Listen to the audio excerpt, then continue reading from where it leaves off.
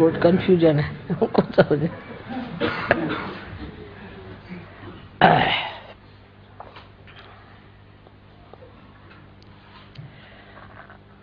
The first we bow to Sri Ganesha.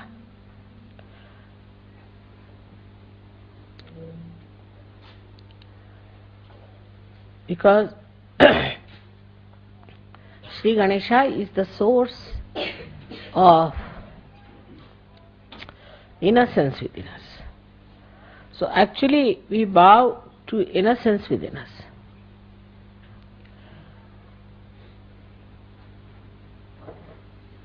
And this innocence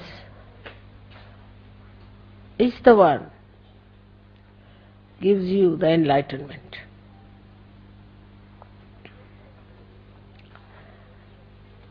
As I told you yesterday, the light has innocence.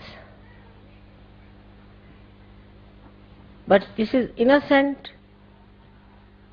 without knowledge. But your light is innocent with knowledge. We always think that the people who have got knowledge can never be innocent, can never be simple. And the idea we have got about innocence is that an innocent person is always deceived, can be befooled, and can be always taken for granted. But innocence is a power. It is a power which protects you, which gives you light of knowledge. Knowledge that we have in the worldly sense is how to exploit others, how to cheat others, how to make money out of them, how to make fun of others, how to look down upon others.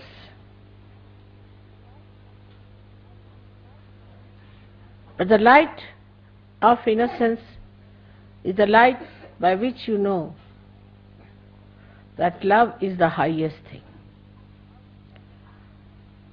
And it teaches you how to love others,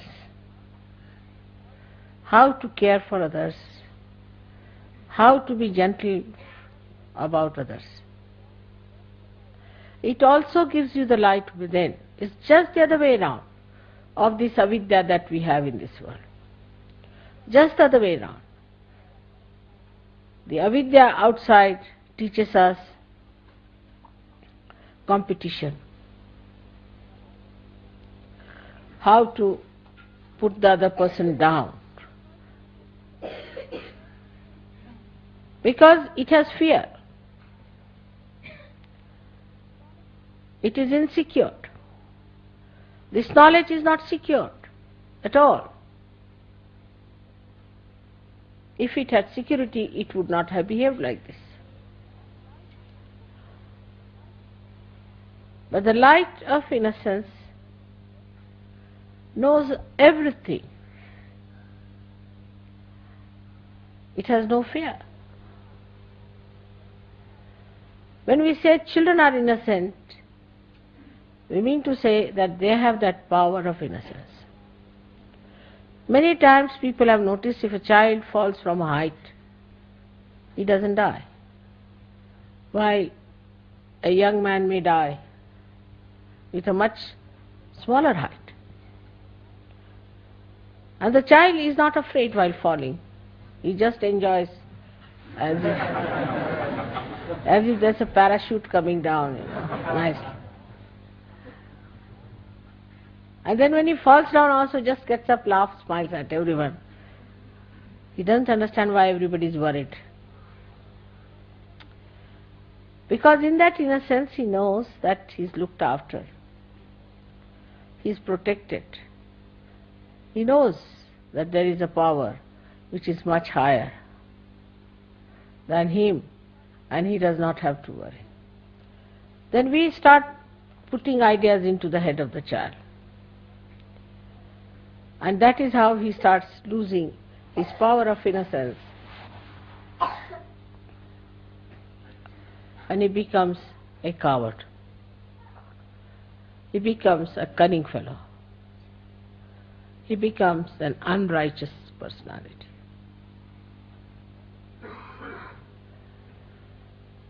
But still we would say that the innocence of children is innocence of ignorance, in a way, because they do not know the dangers of life. But the light of innocence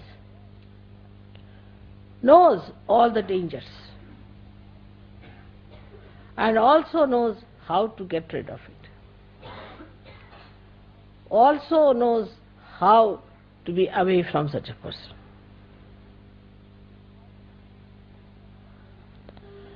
There was a wise man who was going on a staircase. There was a stupid man coming from the other side, foolish man. So foolish people are always aggressive. That is one of the signs, because they have inferiority complex. So the foolish man says to the man who was coming up, he says, one had to move on one side. So he says, I don't move for fools, the foolish one says.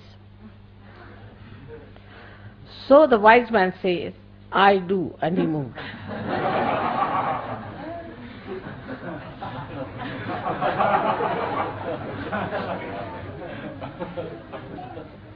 That's how the light of innocence tells you how far to go with a person, how far to talk to a person, how far to indulge in another person's personality or his problems. Otherwise he deceits. He understands that this gentleman is a stupid fool, so I move for a fool like that. He doesn't pay attention to such a person. He doesn't bother about such a person. This is the light of innocence which gives you discrimination. How far to go with others? I love a person. There are many, I love him. All right. Another person may kick you, may hit you, may trouble you, may become absolutely, horribly possessed, but still you are just mad out in love with that person, without any self-respect. This comes because there is no... You may be innocent in a way, in a worldly manner, but you are not enlightened and innocent. When you are enlightened and innocent, then your innocence is a power which gives you, first thing is discretion. Supposing you take a light in your hand. Now you know whether it is a snake or a rope. But if there is no light in your hand, you cannot see. But even supposing it's a snake, you might run away. Or if you are a stupid fool, you will say, all right, come and bite me. I would like to see how it works.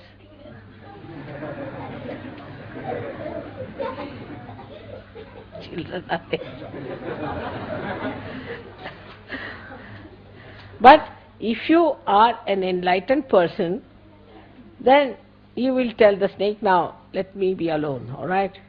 Bye-bye. And the snake will know and it will go away.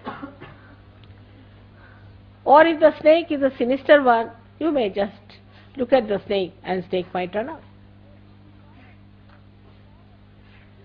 So this power of innocence is a very, very important thing. And that comes to us through our enlightenment alone. So we are, say, in a state which is ignorant and innocent. Innocent and ignorant. Then people are no more innocent nor ignorant, but they are not enlightened. They become cunning. If they don't have both the qualities, they are neither ignorant, so-called, they have got knowledge, they are good at everything, they are well-known people for their intelligence, brilliance, everything, so they are knowledgeable, so-called. So such people we could call as the people who have got the knowledge in the worldly sense. But they have no innocence. So they start devising methods. The innocence which is there, which puts a little control over such a mind, is lost. Because they think innocence is stupid, They don't respect their innocence. So they start maneuvering people, doing violent things, doing harmful things, saying nasty, sarcastic things. All these things the brain starts working. Because it cannot get back to its innocence.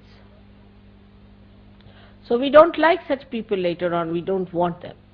Then they develop ideas that we are higher people, we are chosen people, we are better people, then they develop all these ideas. Then all of them club together. So ignorance is added as a so-called knowledge, you see. Inside is completely ignorance, outside is knowledge. And added up like that. They do not want to seek there, inside. And they are satisfied with their outside so-called knowledge. And they go ahead with it, and once they break their heads, then they realize, oh God, what was it? Inside is all darkness. We cannot live with all the windows closed hermetically and the sun shining outside.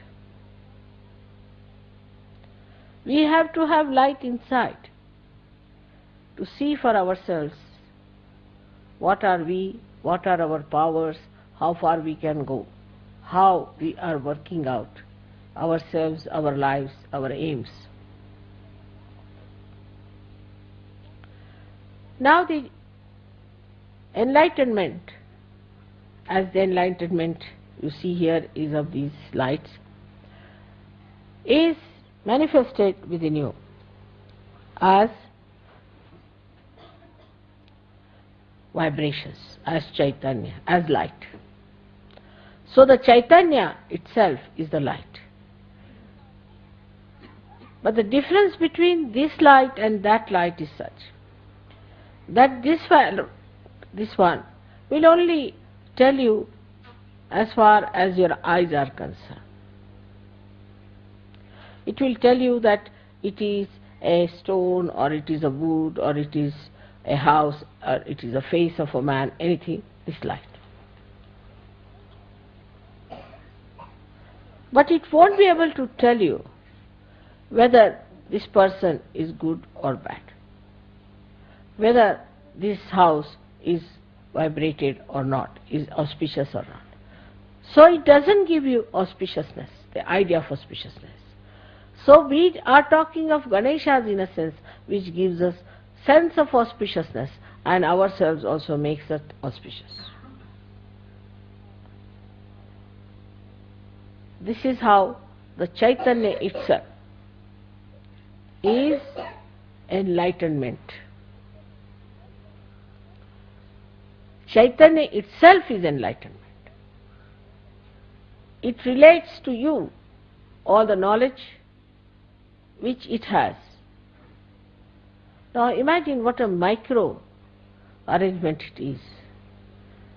That the Chaitanyas which are small, small, like we can say little round valayas, small, small ones, they have intelligence in them and discretion built in them to tell you whether a person is good or bad.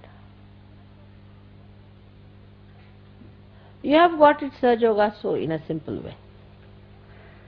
So we have not bothered to find out what your computer has got. It has got the knowledge. Now to know not only if the person is good or bad, but what troubles that person has got.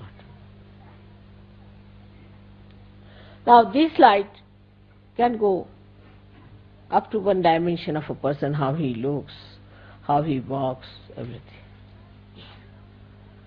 And if you start imagining something, if you start imagining and saying that I feel this way, I think this way, not all right. Huh? You can't hear me? I'm upstairs on the baby's hole. Huh? On the baby's hole.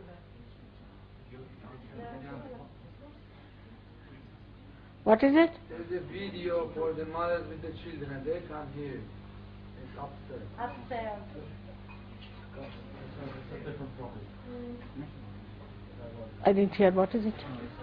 There's a children's room upstairs for children. It's a video for children and mother, but they cannot hear it. But it's another problem. It's nothing to do with you. It's a problem there. Oh, I see. But the children are here. Babies, mothers and babies. Oh God.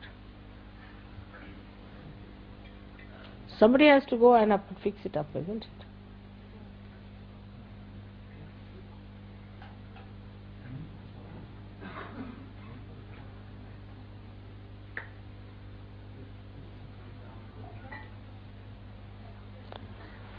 I think you should have tested it before, isn't it? All right.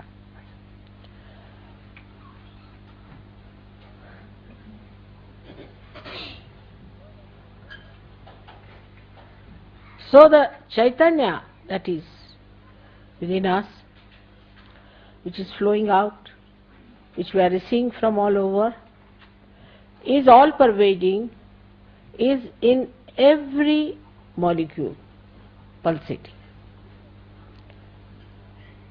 which gives us knowledge about each and every matter, each and every animal, each and every human being, and each and every deity.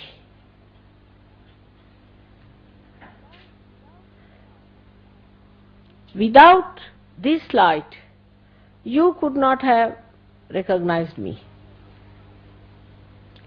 You could not have recognized any deities. You could not have known your position in life and your aims in life.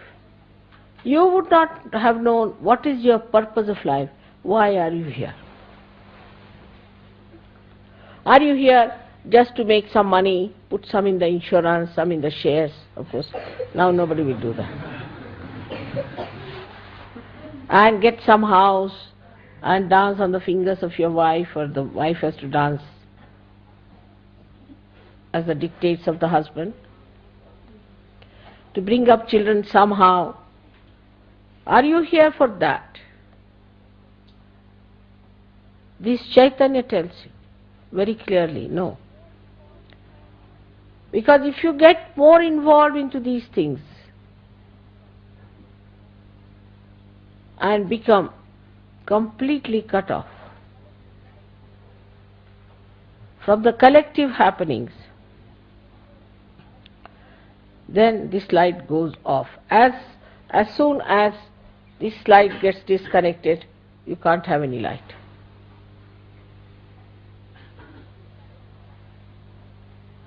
So any connection, whatever you have with the vibrations, has to be very strong and has to be absolutely intact and steady. For example, if there's a light which is not steady, which is moving, you can't understand things properly. Though the vibrations know everything, but how will they communicate this to an instrument which is not perfect, which does not respect vibrations, which does not communicate with the vibrations? Please take the child out. Don't try to push the... No, don't do that. No, don't. You should not lose temper with children, you know. They are crying, they must be wanting something.